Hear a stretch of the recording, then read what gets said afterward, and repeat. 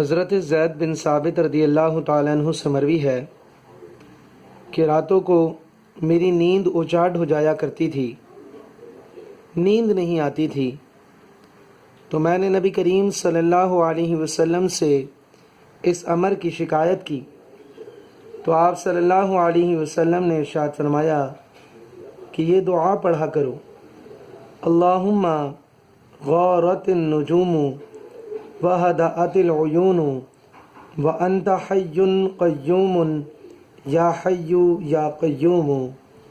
انم عینی واہدی لیلی۔ آپ فرماتے ہیں میں نے جب اس دعا کو پڑھا تو نیند نہ آنے کی بیماری اللہ کے فضل و کرم سے دور ہو گئی۔ لہٰذا جن حضرات کو نیند نہ آتی ہو تو وہ اس دعا کو ضرور پڑھا کریں، انشاءاللہ سکون کی نیند اللہ تبارک و تعالی عطا فرمائے گا۔